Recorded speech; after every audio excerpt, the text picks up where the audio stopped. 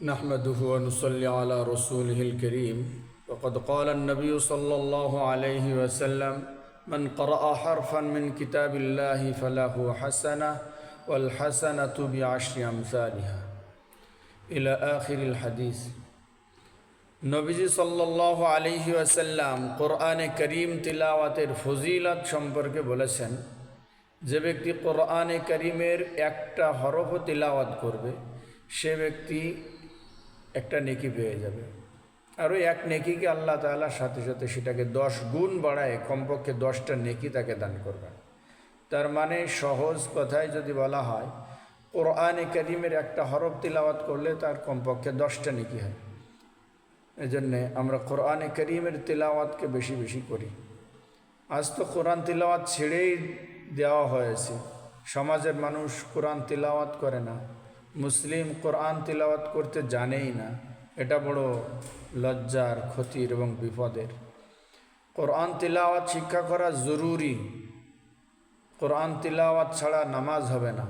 নামাজ পড়া সময় নামাজে কোরআনে করিম থেকে তিলাওয়াত করা, সূরা ফাতিহা পড়া, এগুলো জরুরি, ফরজ, ওয়াজিব মাসআলা, এবং সেটা শুদ্ধভাবে পড়া ফরজ, শুদ্ধভাবে পড়া ওয়াজিব।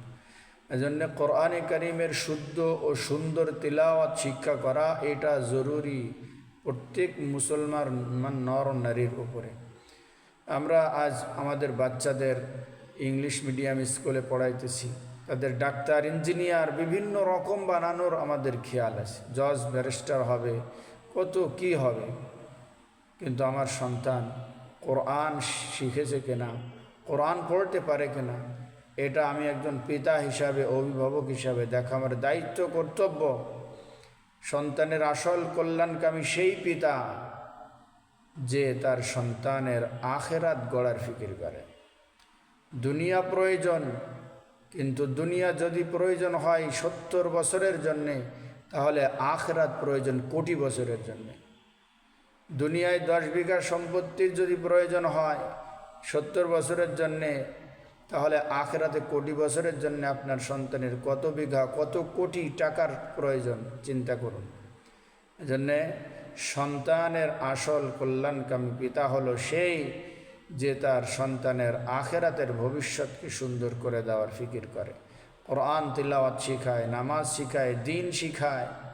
আল্লাহ তাআলা আমাদের সকলকে আমাদের সন্তানদের কোরআনে করিম তিলাওয়াত শিখানোর, আমাদের নিজেদের তিলাওয়াত শিক্ষা করার তৌফিক দান করেন।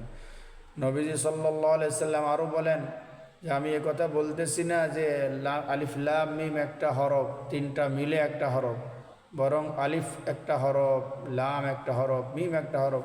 তা যদি কেউ আলিফ লাম মিম পড়ে তাহলে সে সাথে সাথে 30টা নেকি কমপক্ষে পেয়ে যাবে। আপনি সূরা ফাতিহা মুখস্থ আছে সারাদিন তিলাওয়াত করেন, সূরা ইখলাস মুখস্থ আছে সেটাই তিলাওয়াত করেন, সূরা কাউসার মুখস্থ আছে সেটা তিলাওয়াত করেন। আল্লাহ তাআলা প্রতিটা হরফে হরফে নেকি দান করবেন।